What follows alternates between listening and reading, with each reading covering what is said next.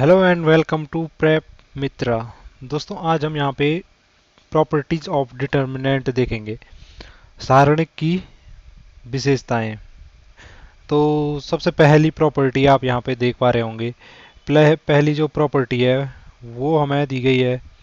कि प्रॉपर्टी कह रही है कि अगर कोई भी किसी भी जो डिटर्मिनेंट है उसकी अगर कोई भी रो या कोई भी कॉलम जीरो होते हैं उसमें पूरे के पूरे एलिमेंट, तो पूरे के पूरे डिटर्मिनेंट की वैल्यू जीरो हो जाती है। जैसे यहाँ पे एग्जांपल के लिए आप देख सकते हैं, यहाँ पे ये पूरा की पूरी रो में क्या है, जीरो है। तो अगर हम इसके रिस्पेक्ट में डिटर्मिनेंट में आप जानते हैं कि हम या तो पहले कॉलम दूसरे कॉलम तीसरे कॉलम या पहली रो दूसरे रो तीसरे रो किसी के भी रिस्पेक्ट में इस डिटर्मिनेंट को सॉल्व कर सकते हैं। तो जहाँ पे जीरो आ गया पूरी की पूरी रो में, अगर इसके रिस्पेक्ट में करेंगे तो आप देख लो इसके रिस्पेक्ट में सॉल्व करेंगे तो यहाँ पे इस हिसाब से डिटर्मिनेंट हमेशा जीरो रहता है। तो पहली प्रॉपर्टी ये कहती है कोई भी एक रो या एक कॉलम सारे के सारे एलिमेंट जीरो हो गए तो यहाँ पे उसके बाद उसको सॉल्व करने की जरूरत नहीं है, सीधे सीधे उसका डिटर्मिनेंट जीरो हो जाएगा। दूसरी प्रॉपर्टी कहती है अगर कोई भी एक रो सॉरी अगर हमने क्या किया, जो रोज हैं किसी डिटर्मिनेंट की वो कॉलम में चेंज कर दी और कॉलम को रोज में इंटरचेंज कर दिया। जैसे आप ये देख रहे थे यहाँ पे ये रो थी A1 A2 A3 करके एलिमेंट थे, हमने इस रो को यहाँ से क्या कर दिया, कॉलम में चेंज कर दिया। और यहाँ पे हमने जो दूसरी रो थी उसको दूसरा कॉलम बना दिया, तीसरी रो को हमने तीसरा कॉलम बना दिया। कुल मिला के हमने रो को कॉलम में इंटरचेंज कर दिया, या ये कहूँ कि हमने कॉलम, अगर इधर की तरफ से देखूँ, कॉलम को रो में इंटरचेंज किया, जो भी बोले आप। तो दोनों में क्या होता है, दोनों केस में हमारे डिटर्मिनेंट की वैल्यू पे कोई भी फर्क नहीं पड़ता है, क्योंकि हम सॉल्व करेंगे या तो पहली रो के रिस्पेक्ट में करेंगे। अब वो पहला रो पहला कॉलम बन गया है हमारा, यहाँ पे आप ये भी सोच सकते हो कि पहला रो यहाँ पे पहला कॉलम बन गया है। तो हमने अभी देखा था कि हम डिटर्मिनेंट को सॉल्व किसी भी रो के रिस्पेक्ट में कर सकते हैं या किसी भी कॉलम के। तो यहाँ पे इसलिए रोज और कॉलम को चेंज करने पे डिटर्मिनेंट की वैल्यू पे कोई भी फर्क नहीं पड़ता है। तीसरी प्रॉपर्टी देखते हैं। तीसरी प्रॉपर्टी कहता है कि अगर दो रो या दो कॉलम किसी भी डिटर्मिनेंट के इंटरचेंज हो जाएं तो जो डिटर्मिनेंट मिलेगा हमें वो ओरिजिनल डिटर्मिनेंट की वैल्यू का नेगेटिव होगा। जैसे कि ये कहना चाह रहा है कि यहाँ पे, जैसे यहाँ पे था A1 A2 A3, ये हमारे पास क्या था, पहला कॉलम था A1 A2 A3 वाला। अब इसने इस पे क्या किया कि A1 A2 A3 दूसरा कॉलम B1 B2 B3 तीसरा ये था, तो इसने क्या कर दिया C1 C मतलब तीसरा कॉलम तो सेम का सेम है यहाँ भी, लेकिन जो पहला और दूसरा था इनको आपस में इंटरचेंज कर दिया। पहले कॉलम को उसने दूसरा बना दिया, दूसरे को पहला बना दिया। तो अगर इस प्रकार से हम दो कॉलम को इंटरचेंज करें या हम किसी भी दो रो को क्या कर दें, इंटरचेंज कर दें अगल बगल वाली, तो जो हमारा डिटर्मिनेंट होगा उसकी वैल्यू क्या हो जाती है, नेगेटिव हो जाती है। यहाँ पे ये जो डिटर्मिनेंट की वैल्यू होगी, कॉलम को आपस में चेंज किया या रो को, दो रो को आपस में चेंज किया, तो उसकी वैल्यू क्या होगी, नेगेटिव होगी। इसका थोड़ा सा एलोबरेटेड फॉर्म आगे के प्रॉपर्टी में पता चलेगा आपको। प्रॉपर्टी जैसे ये कह रहा है कि अगर हमने क्या कर दिया, हमने यहाँ पे किया है कि एक डिटर्मिनेंट की वैल्यू हमने एम पैरेलल लाइन से आगे बढ़ा दी, तो जो रिजल्टिंग डिटर्मिनेंट होगा वो माइनस की पावर, यहाँ पे जो रिजल्टिंग डिटर्मिनेंट आता है वो -1 की पावर m डेल के बराबर आता है। ये m है गया, m है यहाँ पे कि हमने कितनी पैरेलल लाइंस क्रॉस की हैं। पहले मैं यहाँ पे दिखा देता हूँ एग्जांपल में क्या करना चाह रहा है। जैसे यहाँ पे A1 A2 A3 पहला कॉलम था, B1 B2 B3 तीसरा दूसरा कॉलम था, और C1 C2 C3 क्या था, तीसरा कॉलम था। अब यहाँ पे इसने क्या कर दिया कि इंटरचेंज कर दिया, पर किसको किया, यहाँ पे इसने किया है A1 A2 A3 वाला जो ये कॉलम था, इसको इसने, इसकी पैरेलल लाइंस कौन सी हो जाएंगी, अगर मैं देखूं ये एक पैरेलल लाइन हो गई, ये इसके पैरेलल, ये इसके पैरेलल, तो इसने क्या कर दिया, कितने लाइन पैरेलल आगे बढ़ा, ये B1 को भी छोड़ा, इसने सीधे इस वाले कॉलम में चला गया। ये A1 वाला जो ये पहला कॉलम है ये दो पैरेलल लाइंस को क्रॉस करके यहाँ पहुँच गया, इसीलिए जो इसकी वैल्यू होगी वो क्या है, डेल्टा में डेल डैश, जो नए इस डिटर्मिनेंट, जो नया डिटर्मिनेंट बना इसकी जो वैल्यू है वो क्या हो गई, डेल्टा डैश इक्वल टू हो गया -1, फॉर्मूले में रखी वैल्यू -1 की पावर m यहाँ पे कितनी लाइन क्रॉस की उसने, तो यहाँ पे देखो पहले कॉलम ने दो लाइन क्रॉस की तीसरा कॉलम बनने के लिए, तो m की वैल्यू हो गई 2, और डिटर्मिनेंट जो यहाँ पे डिटर्मिनेंट आना चाहिए था डेल, -1 का स्क्वायर क्या होता है, एक ही होता है प्लस का 1, तो यहाँ पे इसकी वैल्यू क्या आ गई, प्लस का डिटर्मिनेंट 1 जो भी हो गया वो 1 हो गया। अभी हमने पीछे के एग्जांपल में देखा था कि जब क्या करते हैं, दो कॉलम या दो रो इंटरचेंज कर रही थी, अगर यहाँ पे वही वाली प्रॉपर्टी, पीछे वाली प्रॉपर्टी भी इसी प्रॉपर्टी का एक बोले तो खोली हुई फॉर्म है या एलिब्रेटेड फॉर्म है। जैसे कि यहाँ पे अगर A1 A2 A3 को ये मानता हूँ, पीछे वाले जो फॉर्म है उसमें क्या हो रखा है उसने, चलो पीछे वाले पे देख लेते हैं, A1 A2 A3 है, इसमें देखो इसने क्या कर दिया है, इसमें A1 A2 A3 सिर्फ क्या हो रखा है, सिर्फ एक कॉलम, सिर्फ क्या हो गया ये यहाँ पे, सिर्फ यहाँ पे ये -1 की पावर क्या होता है, m डेल होता है किसका, डेल डैश, जो नए वाले का डिटर्मिनेंट बनेगा उसकी वैल्यू। ठीक है, अब यहाँ पे -1 की पावर m, अब -1 कितनी लाइन क्रॉस की थी यहाँ पे इसने, जो पहला कॉलम है दूसरा कॉलम बनने के लिए एक ही लाइन क्रॉस की थी, तो -1 की पावर 1 डेल, तो -1 की पावर 1 कितना हो जाएगा, माइनस माइनस 1 का माइनस ही रहेगा है ना, माइनस के 1 इंटू डेल, यानी कि ये वैल्यू क्या हो जाएगी, माइनस का डेल हो जाएगी। तो जो ये प्रॉपर्टी 3 है ये आगे वाले की प्रॉपर्टी का एलोबरेटेड फॉर्म ही है, समझ लो, है कि नहीं। तो जो क्या बोलते हैं उसे, जनरलाइज फॉर्म है, तो वो ये है, ये जो कहना चाह रहा है ये वाला। ठीक है, अब डिटर्मिनेंट 3x3 की ही थोड़ी हो सकती है, डिटर्मिनेंट तो यहाँ पे 5x5 की हो गई, अगर मैं क्या लिख रहा हूँ ये 5x5 की हो गई। ठीक है, 5 ऐसे में होंगे 5 ऐसे में होंगे। अब इसने पहला वाला जो कॉलम है सपोज ये इंटरचेंज होके पांचवा कॉलम बन गया, तो वहाँ पे ये फॉर्मूला लगाएगा -1 की पावर 5 और डेल, सीधे सीधे हमारे पास जो डिटर्मिनेंट होगा उसकी वैल्यू मिल जाएगी। दूसरा क्या कह रहा है कि अगर हमने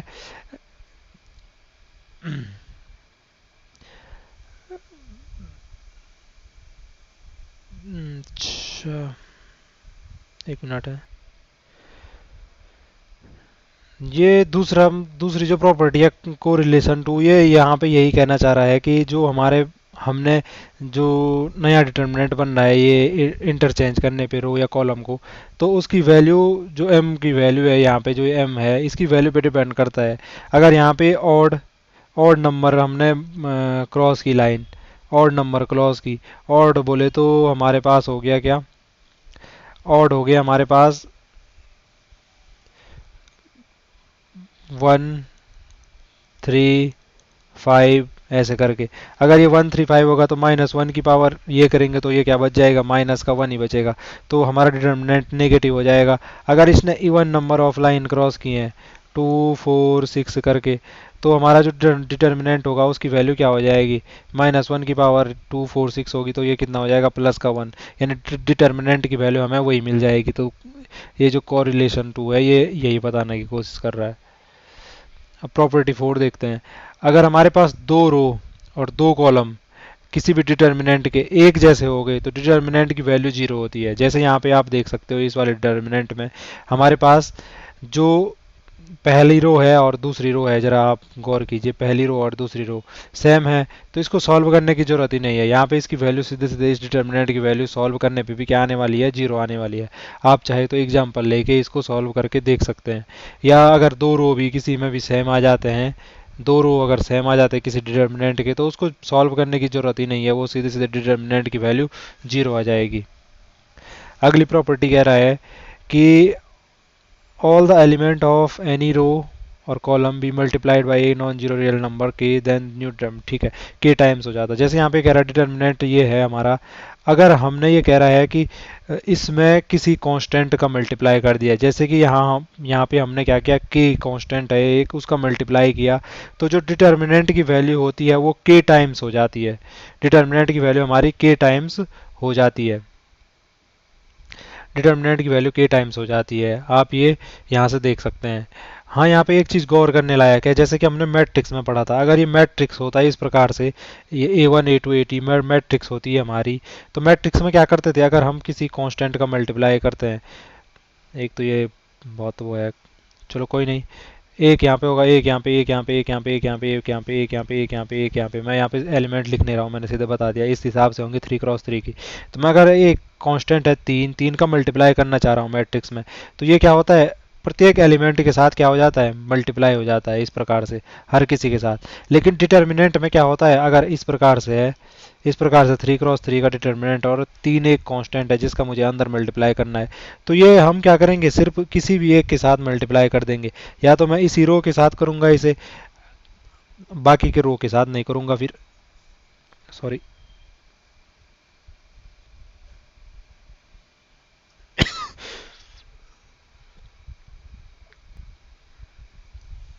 ऐसे ही मैं अगर ऐसे ही मैं अगर इसको किसी भी एक कॉलम के साथ मल्टीप्लाई कर दूं, फिर तो मैं जो बाकी के कॉलम है उनके साथ इसको मल्टीप्लाई नहीं करूंगा। डिटर्मिनेंट में एक ये चीज़ ध्यान रखने लायक है। प्रॉपर्टी 5 क्या कहता है कि अगर सारे के सारे एलिमेंट किसी भी रो के और या कॉलम जो भी है, रो या कॉलम किसी भी डिटर्मिनेंट के किसी के से मल्टीप्लाई कर दिए, तो जो ओरिजिनल वैल्यू डिटर्मिनेंट ये 2 बार रिपीट हो गया शायद। हाँ, ये रिपीट हो गया। ये पहले वाली प्रॉपर्टी है, हमने एक्सप्लेन कर दी है। अगली प्रॉपर्टी कह रहा है कि अगर किसी भी डिटर्मिनेंट की रो या कॉलम को हमने दो या ज़्यादा can be written as the sum of the two और मोर डिटर्मिनेंट। अच्छा, हाँ, ये कह रहा है कि जैसे हमने यहाँ पे कर दिया कि जैसे हमने यहाँ पे क्या कर दिया कि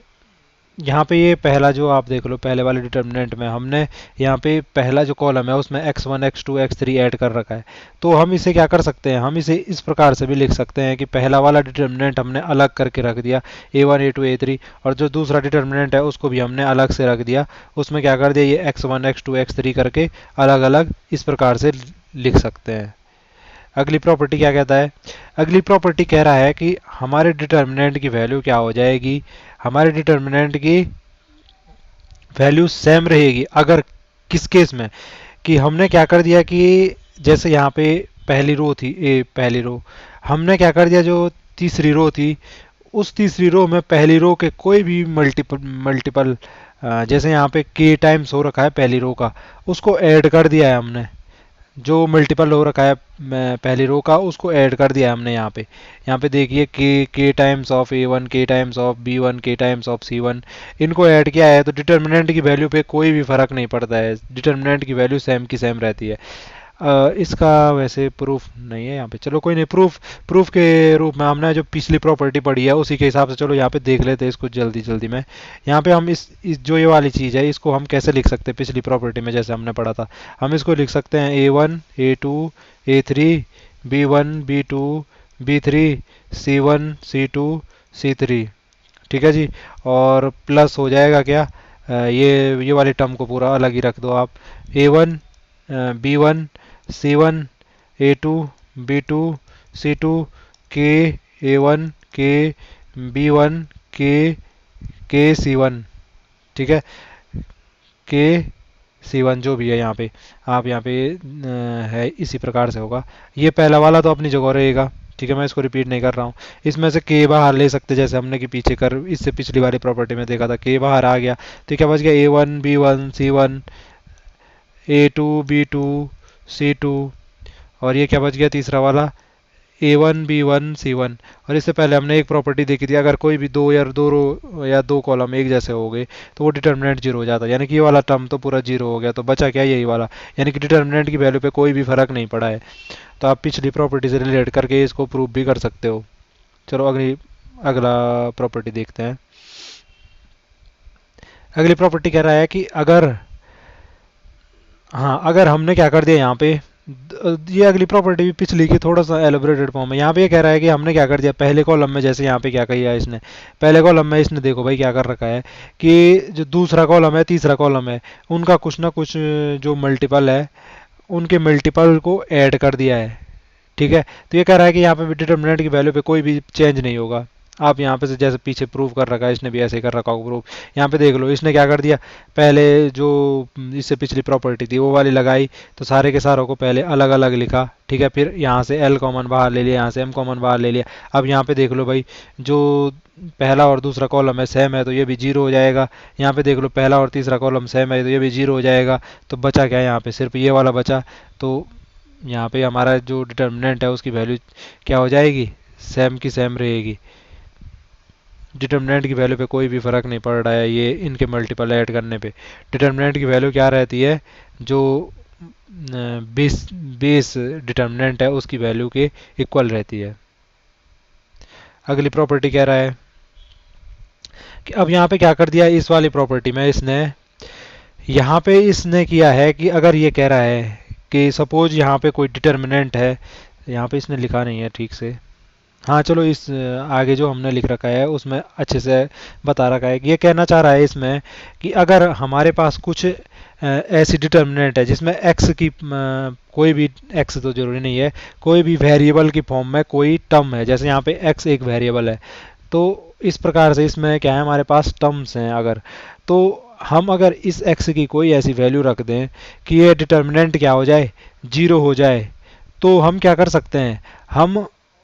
जो जिस वैल्यू पे वो जीरो हुआ है, जैसे सपोज मैंने x की वैल्यू चलो इसी में देखो, यहाँ पे हमने क्या कर दिया है, यहाँ पे हमने देखो x की वैल्यू क्या रखी है, इस वाले में देखो x की वैल्यू मैंने यहाँ पे b रखी, जब x की वैल्यू मैंने b रखी अगर x की वैल्यू, तो यहाँ पे देखो ये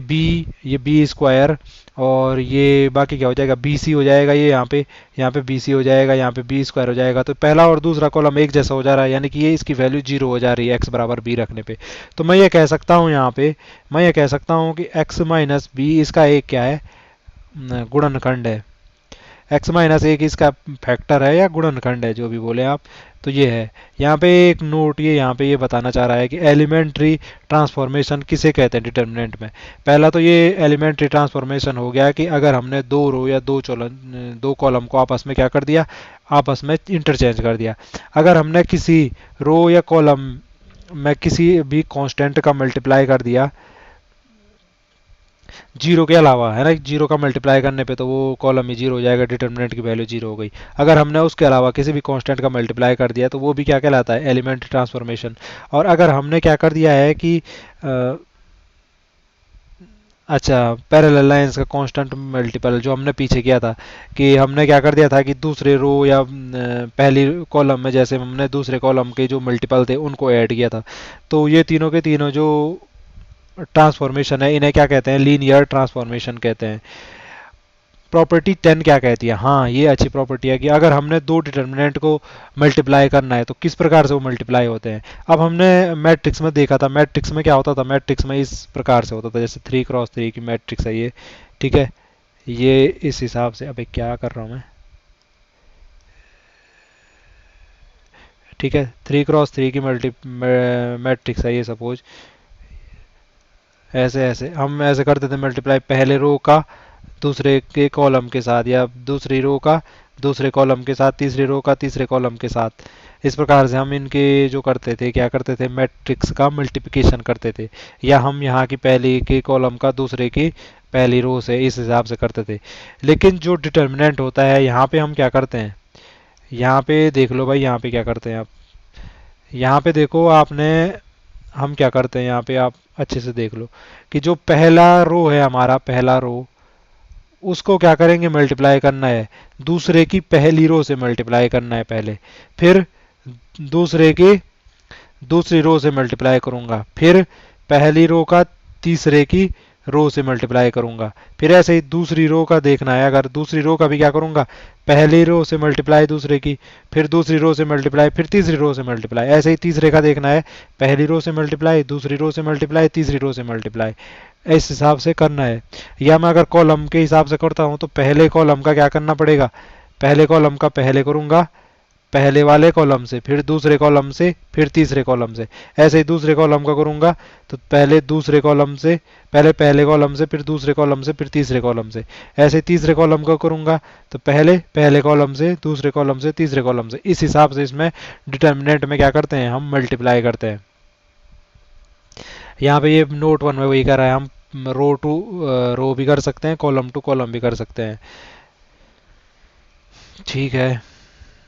प्रूफ इसका नहीं है यहाँ पे, जैसे यहाँ पे ये देखो भाई, आगे ये थोड़ा एग्जांपल कर रखे इसने, यहाँ पे जैसे ये है, ये डेल्टा 1 और डेल्टा 2 दो डिटर्मिनेंट है, इनका मल्टीप्लाई कर रखा, तो आप देख लो किस हिसाब से कर रखा, 3 माइनस 6 है, तो पहले इसने पहली रो के साथ किया, पहली रो का ये, फिर पहली रो का दूसरी रो के साथ किया, यहाँ पे ये ऐसे ही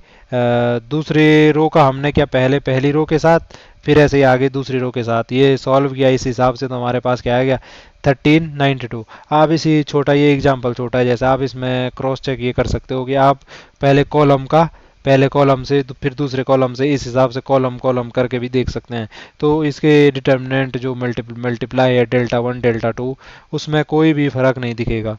यहाँ पे 3 क्रॉस 3 का भी कर रखा है इसने एक, इस हिसाब से मल्टीप्लाई करते हैं अपने दो डिटर्मिनेंट को।